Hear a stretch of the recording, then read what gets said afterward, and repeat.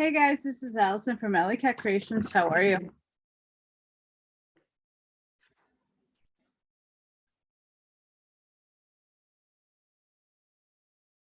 I'm going to attempt to get this in.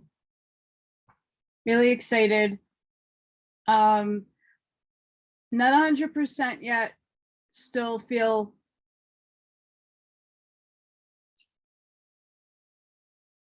but it's been rather quiet-ish in my neighborhood, and I'm going to attempt to get this done.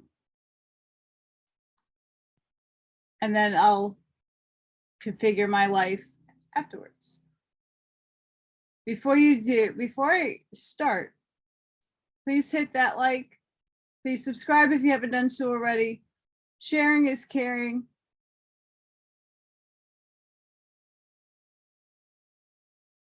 If you have it within you to help me, support my work, keep me up, keep me going,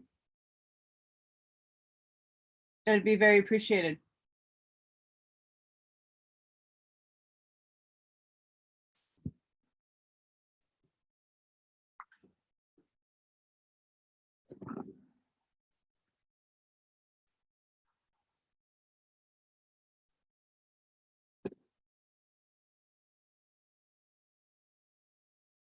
The life and writings of Thoth Hermes Trismegistus.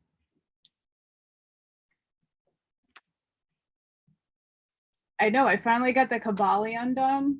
Well, not done, but I finally got to tackle that really good stuff.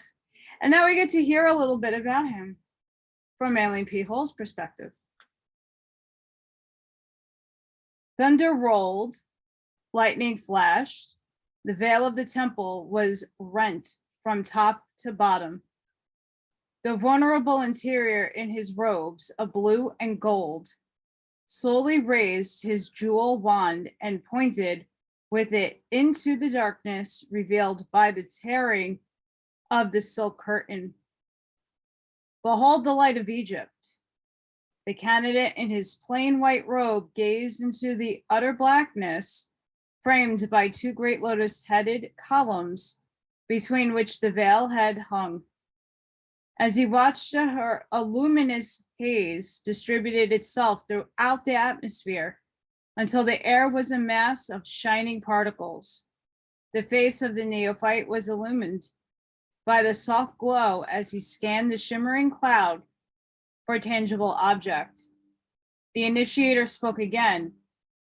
This light which ye behold is the secret luminance of the mysteries.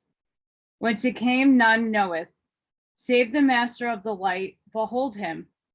Suddenly through the gleaming mist a figure appeared, surrounded by a flickering greenish sheen. The initiator lowered his wand and bowed his head, placed one hand edgewise against his breast in humble salutation. The neophyte stepped back in awe, partly blinded by the glory of the revealed figure. Gaining courage, the youth gazed again at the divine one. The form before him was considerably larger than that of a mortal man. The body seemed partly transparent so that the heart and brain could be seen pulsating and radiant. As the candidate watched, the heart changed into ibis and the brain into a flashing emerald. In its hands, this mysterious being bore a winged rod entwined with serpents. The aged initiator, raising his wand, cried out in a loud voice, "All hail thee, Thoth Hermes, thrice greatest. All hail thee, Prince of Men. All hail thee who standeth upon the head of Typhon." At the same instant, a lurid, withering dragon appeared, a hideous monster, part serpent, part crocodile, part hog. From its mouth and nostrils poured sheets of flame, and horrible sounds echoed through the vaulted chambers. Suddenly, Hermes struck the advancing reptile with the serpent wound staff, and with snarling cry, the dragon fell over upon its side, while the flames about it slowly died away. Hermes placed his foot upon the skull of the vanquished typhoon. The next instance, with the blaze of unbearable glory that sent the neophyte staggering backward against a pillar, the immortal Hermes, followed by streamers of greenish mist, passed through the chamber and faded into nothingness. Suppositions concerning the identity of Hermes.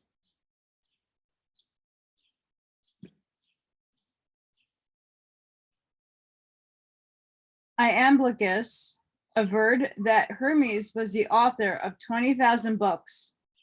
Manetho increased the number to more than 36,000. See James Gardner. Figures which make it evident that a solitary individual, even though he be overshadowed by divine prerogative, could scarcely have accomplished such a monumental labor. Among the arts and sciences, which it is affirmed Hermes revealed to mankind, were medicine, chemistry, law, art, astrology, music, rhetoric, magic, philosophy, geography, mathematics, especially geometry, anatomy, and oratory. Orpheus was similarly acclaimed by the Greeks. In his Bibliographa Antiquita, Francis Barnett says of Hermes, if God ever appeared in man, he appeared in him, as is evident both from his books and his Primander, in which works he has communicated the sum of the abyss and the divine knowledge to all prosperity, by which he has demonstrated himself to have been not only an inspired divine, but also a deep philosopher, obtaining his wisdom from God and heavenly things, and not from man.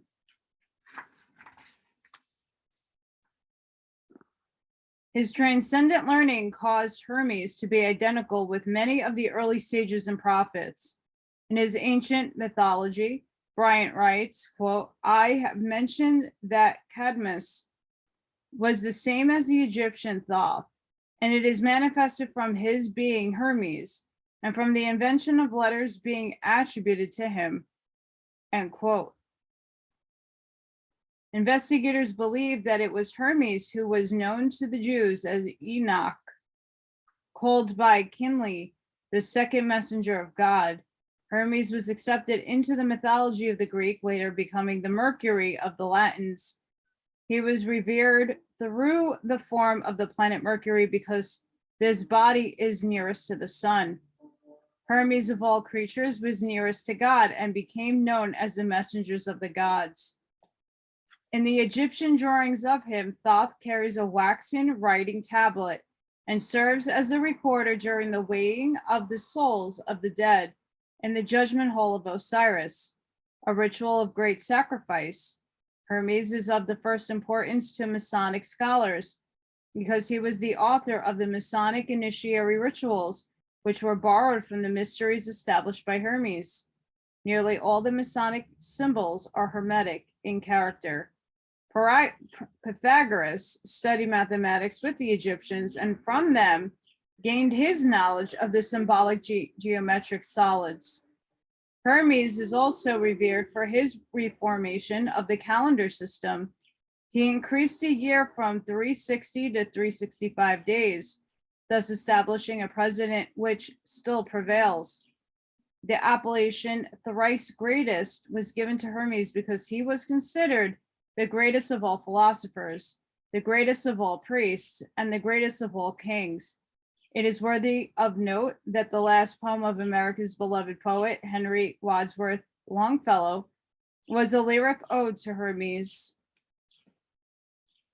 The mutilated Hermetic fragments.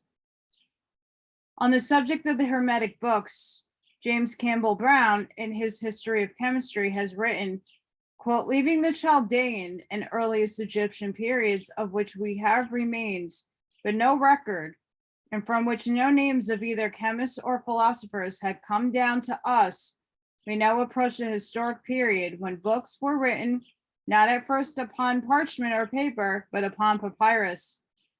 A series of early Egyptian books is attributed to Hermes Trismegistus, who may have been a real savant. or may be a personification of a long succession of writers. He is identified by some with the Greek god Hermes and the Egyptian Thoth or Tuti, who was the moon god and is represented in ancient paintings as ibis-headed with the disk and the crescent of the moon. The Egyptians regarded him as the god of wisdom, letters, and the recording of time. It is in consequence of the great respect entertained by her for Hermes by the old alchemists that chemical writings were called hermetic, and that the phrase hermetically sealed is still in use to design the closing of a glass vase or vessel by fusion after the manner of chemical manipulators. We find the same root in the hermetic medicines of Paracelsus and the hermetic Freemasonry of the Middle Ages. Among the fragmentary writings believed to have come from the stylus of Hermes are two famous works. The first is the Emerald Tablet, and the second is the Divine Primander, or as it is more commonly called, the Shepherd of Men. A discussion of which follows. One outstanding point in connection with Hermes is that he was one of the few philosopher priests of pagandom, upon whom the early Christians did not vent their spleen. Some church fathers went so far as to declare that Hermes exhibited many symptoms of intelligence, and that if he had only been born in a more enlightened age, so that he might be having benefited by their instructions, he would have been a really great man. In Stromata, Clement of Alexandria, one of the few chroniclers of pagan lore whose writings have been preserved to this age, gives practically all information that is known concerning the original 42 books of Hermes and the importance with which these books were regarded by both the temporal and spiritual powers of Egypt. Clement describes one of their ceremonial processions as follows, quote, "For the Egyptians pursue a philosophy of their own. This is principally shown by their sacred ceremonial. For the first advances the singer, bearing some one of the symbols of music, for they say that he must learn two of the books of Hermes, the one which contains the hymns of the gods, and the second the regulations for the king's life. And after the singer advances the astrologer with a horologe in his hand and a palm, the symbols of astrology, he must have the astrological books of Hermes, which are 4 in number, always in his mouth. Of these, one is about the order of fixed stars that are visible, and another about the conjunctions and luminous appearances of the sun and moon, the resting respecting their risings. Next in order advances the sacred scribe, with wings on its head, and in his hand a book and rule, in which were writing ink and the reed with which they write. And he must be acquainted with what are called hieroglyphics, and know about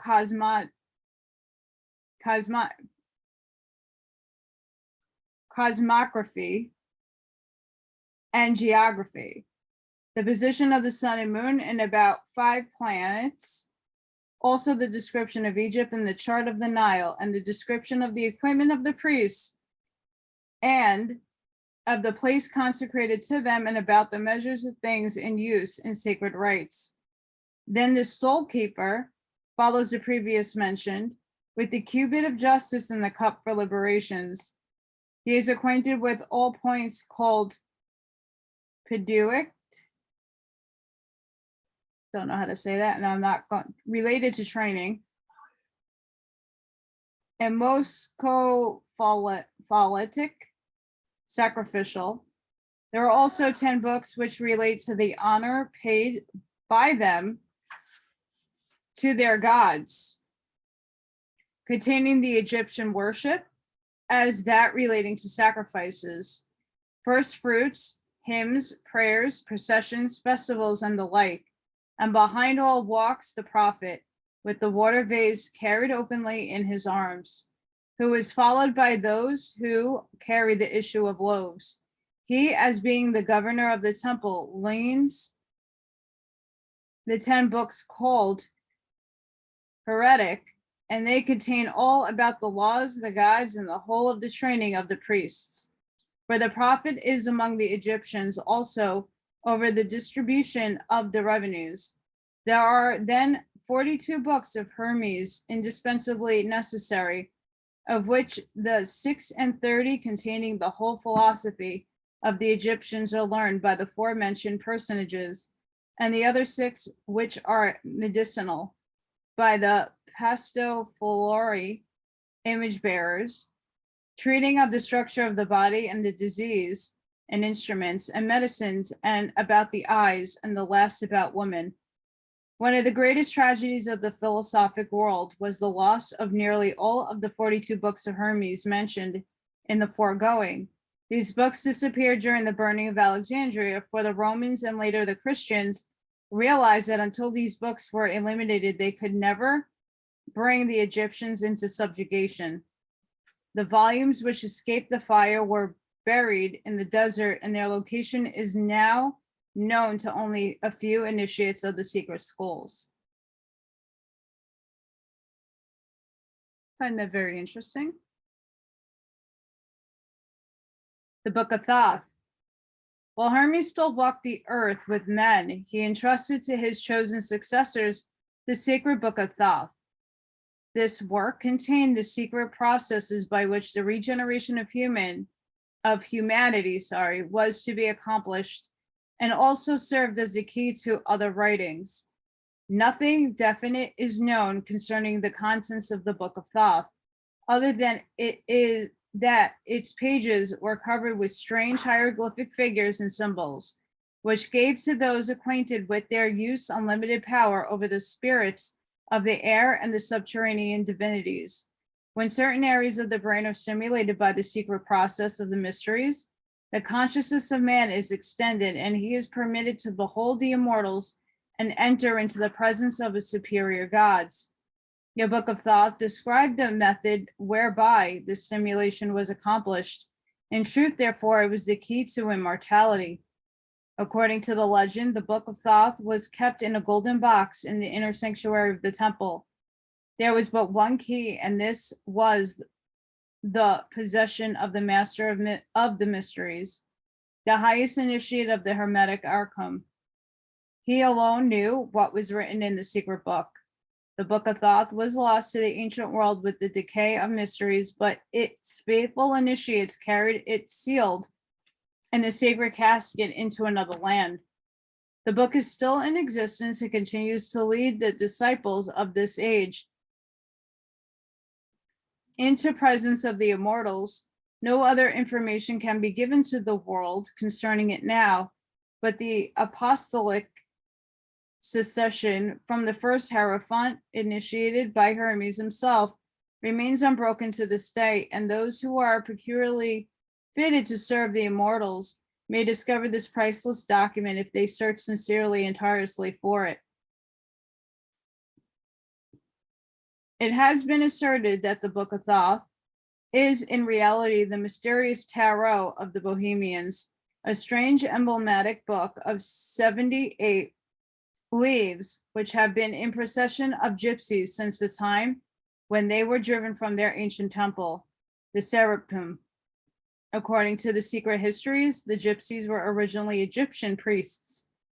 They are now in the world several secret schools, privileged and initiate candidates into the mysteries, but in nearly every instance, they lighted their altar fires from the flaming torch of Hermes is his Book of Thoth, revealed to all mankind the one way, and for ages the wise of every nation and every faith have reached immortality by the way established by Hermes in the midst of the darkness for the redemption of humankind.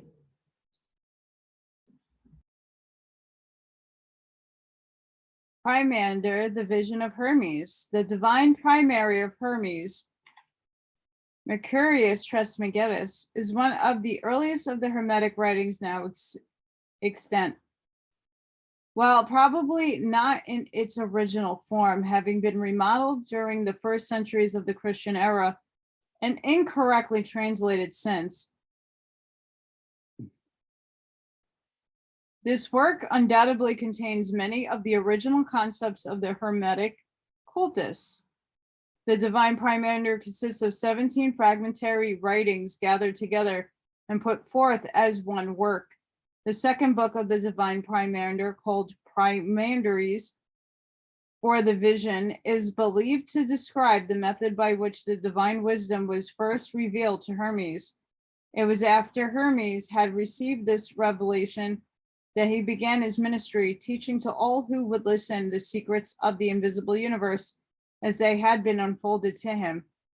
The Vision is the most famous of all the Hermetic fragments and contains an exposition of Hermetic cosmogony and the secret sciences of the Egyptians regarding the culture and unfoldment of the human soul.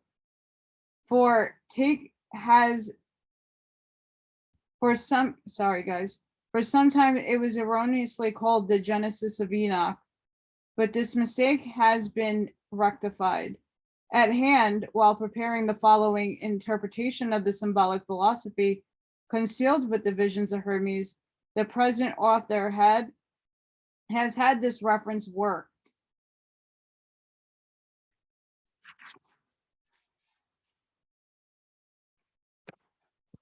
Sorry, guys. It's just mentioning a whole bunch of the books by different people.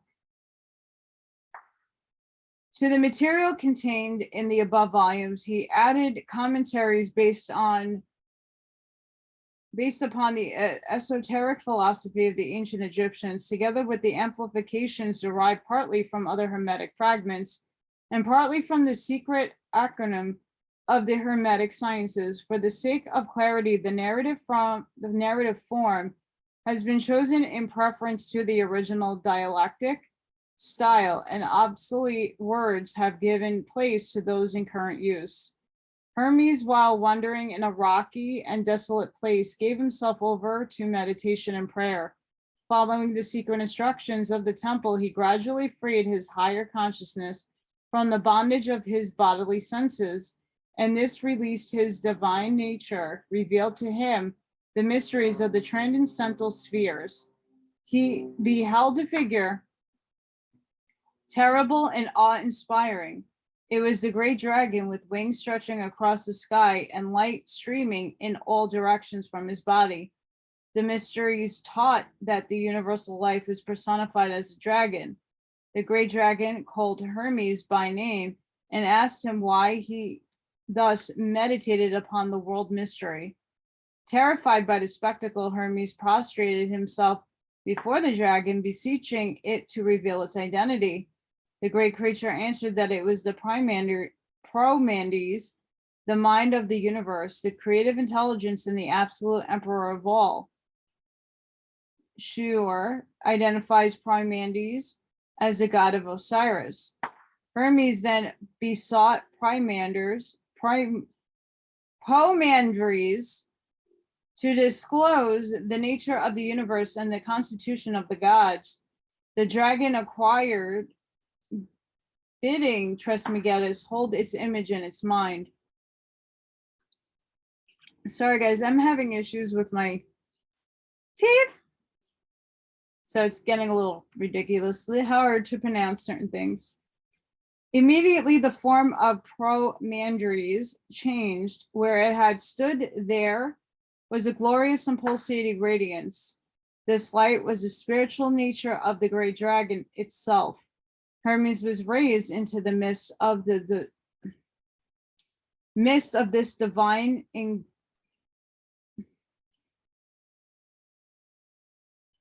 effusion. I'm not going to pronounce that, and I'm not going to get frustrated over it, so I'm just skipping it. And the universe of material things faded from his consciousness. Presently, a great darkness descended and expanding swallowed up the light. Everything was troubled. About Hermes swirled a mysterious watery substance, which gave forth a smoke-like vapor.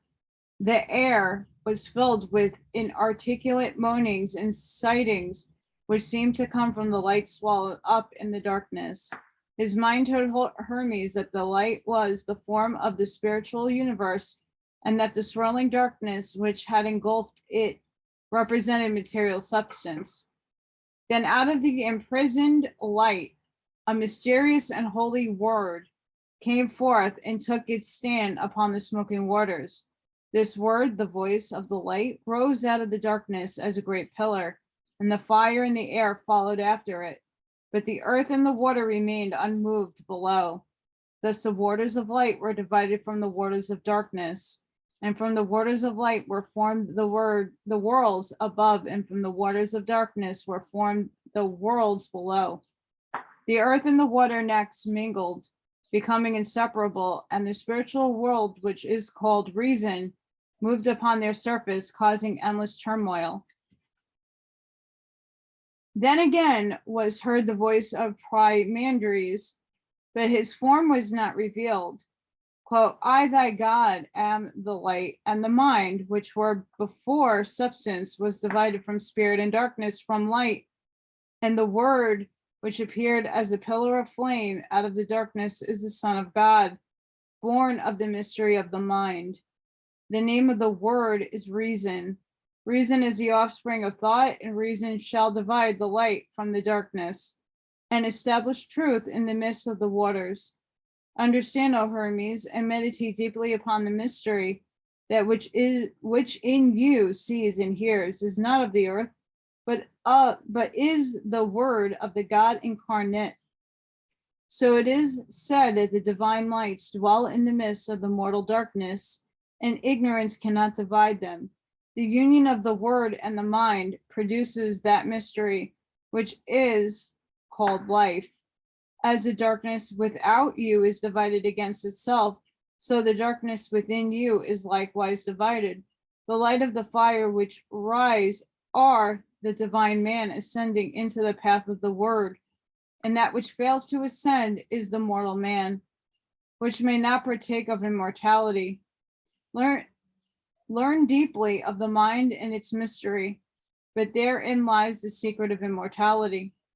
The dragon again revealed its form to Hermes, and for a long time the two looked steadfastly one upon the other, eye to eye. So Hermes trembled before the gaze of Primandres. At the word of the dragon, the heavens opened, and innumerable light powers were revealed, soaring through the cosmos on pinions of steaming fire. Hermes beheld the spirits of the stars, the celestials controlling the universe, and all those powers which shine with the radiance of the one fire, the glory of the sovereign mind. Hermes realized that the sight which he beheld was revealed to him only because Primandres had spoken a word. The word was reason, and by the reason of the word, invisible things were made manifest. Divine mind, the dragon continued its discourse. Before the visible universe was formed, its mold was cast. This mold was called the archetype, and this archetype was in the supreme mind long before the process of creation began. Beholding the archetypes, the supreme mind became enamored with its own thought. So taking the word as a mighty hammer, it gouged out caverns in primordial space and cast the form of the spheres in the archetypal mold, at the same time sowing in the newly fashioned bodies the seeds of living things. The darkness below, receiving the hammer of the word, was fashioned into an orderly universe. The elements separated into strata, and each brought forth living creatures. The supreme being, the mind, male and female, brought forth the word, and the word suspended between light and darkness was delivered of another mind called the workman, the master builder, or the maker of things.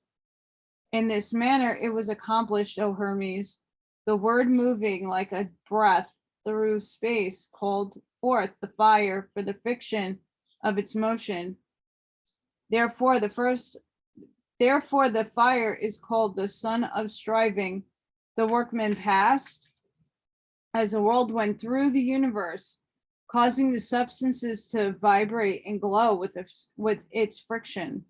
The son of striving thus formed 7 governors, the spirits of the planets whose orbits bounded the world, and the seven governors controlled the world by the mysterious power called destiny, given them by the fairy workmen.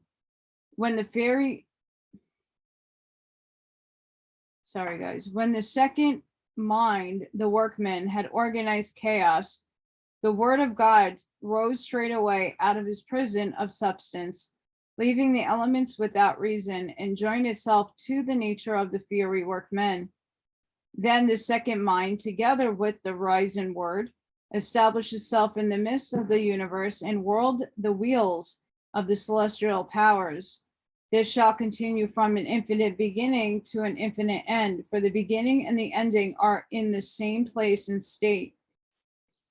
Then the downward turn and unreasoning elements brought forth creatures without reason. Substance could not bestow reason, for reason had ascended out of it. The air produced flying things, and the water such as swim. The earth conceived strange four-footed and creeping beasts, dragons, composite demons, and grotesque monsters. Then the Father man, in its own image, not an earthly man, but a heavenly man, dwelling in the light of God. The Supreme Mind loved the man it had fashioned and delivered him the control of the creation and workmanship. The man, desiring to labor, look up his abode in the sphere of generation and observed the works of his brother, the second mind, which sat upon the ring of fire, and had behind the achievements of the fiery workmen. He willed also to make things, and his father gave permission. The seven governors of whose powers he partook rejoiced and gave the man a share of its own nature. The man longed to pierce the circumference of the circles and understand the mystery of him who sat upon the eternal fire, having already all power. He stooped down and peeked through the seven harmonies, and breaking through the strength of the circles, made himself manifest to nature, stretched out below. The man, looking into the depths, smiled, for he beheld a shadow upon the earth, and a likeness mirrored in the waters, which shadow and likeness were a reflection of himself. The man fell in love with his own shadow and desired to descend into the coincident with the desire, and intelligent things united itself with the unreasoning image and shape.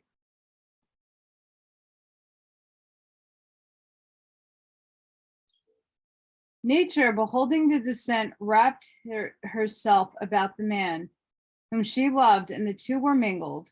For this reason, earthly man is composite. Within him is the sky man. Hang on. Yeah. Immortal and beautiful, without its nature, mortal and destructible. Thus, suffering is a result of the immortal man's falling in love with his shadow and giving up reality to dwell in the darkness of illusion.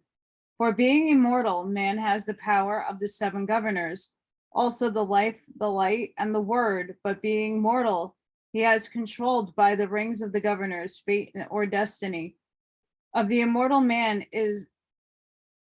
it should be said that he is hermaphrodite, or male and female, eternally watchful. He neither slumbers nor sleeps, and is governed by a father also, both male and female, and ever watchful.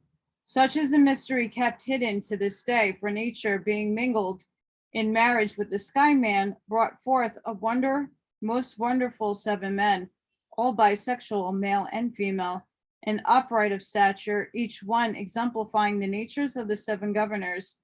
These, O Hermes, are the seven races, species, and wheels. After this manner were the seven men generated. Earth was the female element, and water the male element, and from the fire, the aether. They received their spirits, and nature produced bodies after the species and shapes of men. And man received the life and light of the great dragon, and of the life was made his soul, and of the light his mind. And mortality continued in this state for the duration of a period.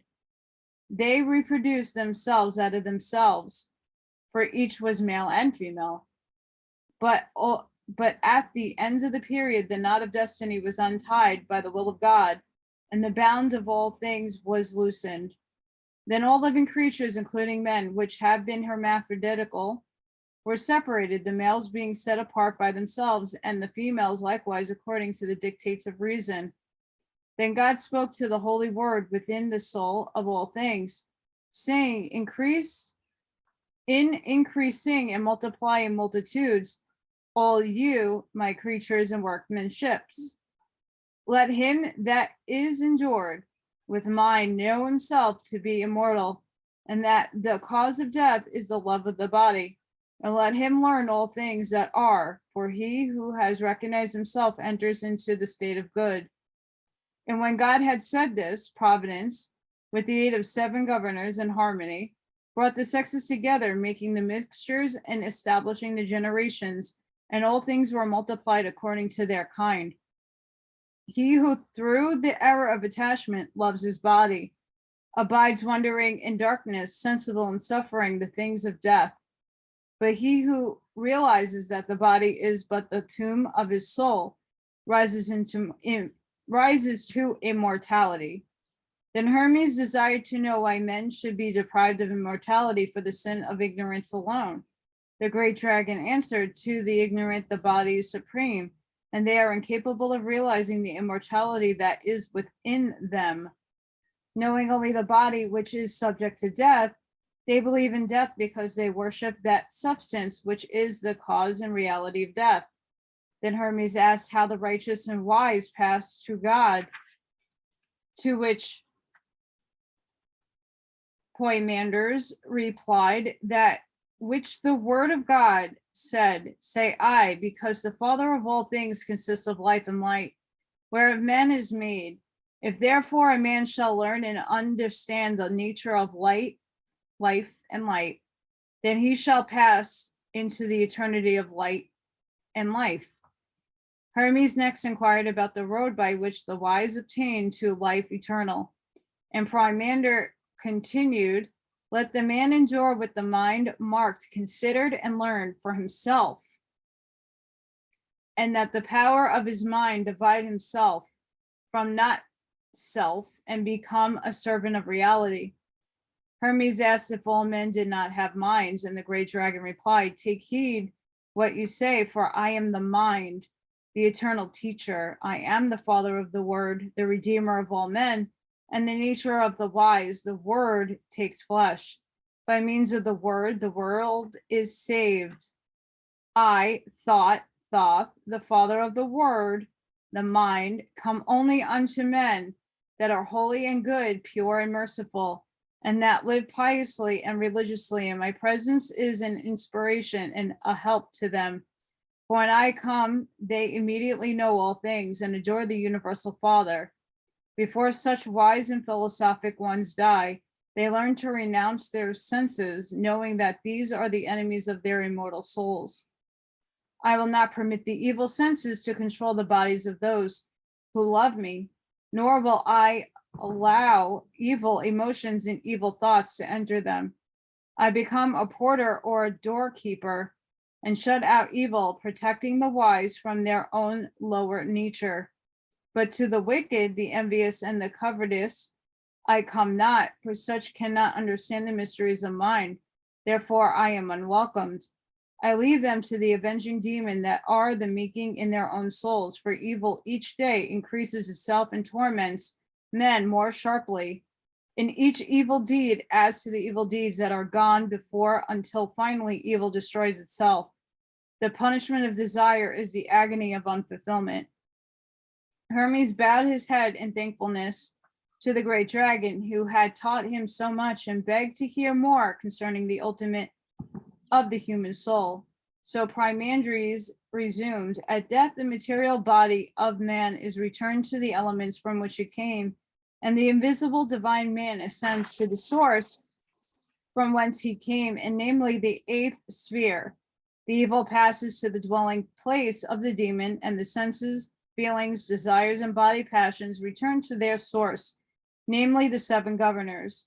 whose nature in the lower man destroyed by the invisible spirit man gave life. After the lower nature had returned to the brutishness, the higher struggles again to regain its spiritual estate, it ascends to the 7 rings upon which sit the 7 governors, and returns to each their lower powers in this manner. Upon the first ring sits the moon, and to it is returned the ability increased and diminished. Upon the second ring sits Mercury, and to it are returned machinations, deceit, and craftiness. Upon the third ring sits Venus, and to it are returned the lusts and passions. Upon the fourth ring sits the sun, and to the Lord are returned ambitions. Upon the fifth ring sits Mars, and to it are returned rashness, profane boldness. Upon the sixth ring sits Jupiter, and to it are returned the senses of acclamation and richness. And upon the seventh ring sits Saturn of the gate of chaos, and to it are returned falsehood and evil plotting. Yeeps. Then, being naked of all the acclamations of the 7 rings, the soul comes to the 8th sphere, namely the ring of the fixed stars. Here, freed of all illusion, it dwells in the lights and sings praises to the Father in a voice which only the pure of spirit may understand. Behold, O Hermes, there is a great mystery in the 8th sphere, for the Milky Way is the seed ground of souls, and from it they drop into the rings, and to the Milky Way they return again from the wheels of Saturn. But some cannot climb the 7-rung ladder of the rings, so they wander in darkness below and are swept into eternity with the illusion of sense and earthliness. The path to immortality is hard, and only a few find it. The rest await the great day when the wheels of the universe shall be stopped, and the immortal spark shall escape from the sheaths of substance. Woe unto those who wait, for they must return again, unconscious and unknowing, to the seed ground of stars and await a new beginning. Those who are saved by the light of the mystery which I have revealed unto you, O Hermes, and which I now bid you to establish among men, shall return again to the Father who dwelleth in the white light, and shall deliver themselves up to the light, and shall be absorbed into the light. And in the light they shall become powers in God. This is the way of the good, and is revealed only to them that have wisdom. So guys, it is 4th of July, so I do apologize with the noise.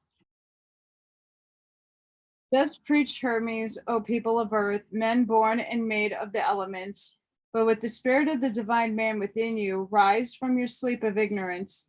Be sober and thoughtful. Realize that your home is not in the earth, but in the light. Why have you delivered yourselves over until death, having power to partake of immortality? Repent and change your minds. Depart from the dark light and forsake corruption forever. Prepare yourselves to climb through the 7 rings and to bend your souls with the eternal light. Some who have mocked and scoffed and went their way, delivering themselves to the second death, from which there is no salvation, but others, casting themselves before the feet of Hermes, besought him to teach them the way of life. He lifted them gently, receiving no aberration for himself, and staff in hand, went forth teaching and guiding mankind, and showing them how they might be saved in the worlds of men. Hermes sowed the seeds of wisdom and nourished the seeds with the immortal waters. And at last came the evening of his life. And as the brightness of the light of earth was beginning to go down, Hermes commanded his disciples to preserve his doctrines, inviolated throughout all ages the vision of Primandries, and committed to the writings that all men desiring immortality might therein find the way. In concluding his exposition of the vision, Hermes wrote, "The sleep of the body is the sober watchfulness of the mind, and the shutting of my eyes reveals the true light. My silence is filled with budding life and hope, and is full of good. My words are the blossoms of fruit of the tree of my soul. For this is the faithful account of what I received from my true mind, and that of Primandries, the great dragon, the Lord of the world, through whom I became inspired by the God with truth. Since that day, my mind has been ever with me, and in my own soul it hath given birth to the world. The world is reason, and reason hath redeemed me. For which cause, with all my soul and all my strength, I give praise and blessings unto God the Father, the life and the light, and the eternal good.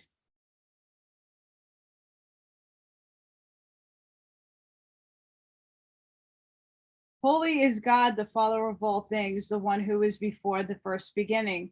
Holy is God, who is performed and accomplished by his own powers, which he hath given birth to out of himself. Holy is God, who has determined that he shall be known, and who is known by his own, to who reveals himself.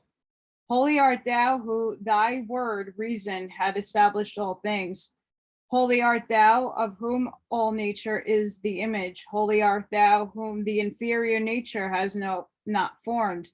Holy art thou, art stronger than all powers. Holy art thou, who art greater than all excellency. Holy art thou, who art better than all praise. Accept these reasonable sacrifices from a pure soul and a heart stretched out until thee. O thou unspeakable, unmutable, to be praised with silence. I beseech thee to look mercifully upon me, that I may not err from the knowledge of thee, and that I may enlighten those who are in ignorance, my brothers and thy sons. Therefore I believe thee and bear witness unto thee, and depart in peace and trustfulness into thy light and life. Blessed art thou, O Father, the man thou hast fashioned would be sanctified with thee, as thou hast given him power to sanctify others with thy word and thy truth. The visions of Hermes, like nearly all of the Hermetic writings, is an allegorical expression, an exposition of great philosophic and mystic truths, and its hidden meaning may be comprehended only by those who have been raised into the presence of the true mind. So guys, I'm wishing everybody an amazing 4th of July. Sending you all love and light. Be happy, be safe, be seen. And I hope to see you on the next one. Bye, guys.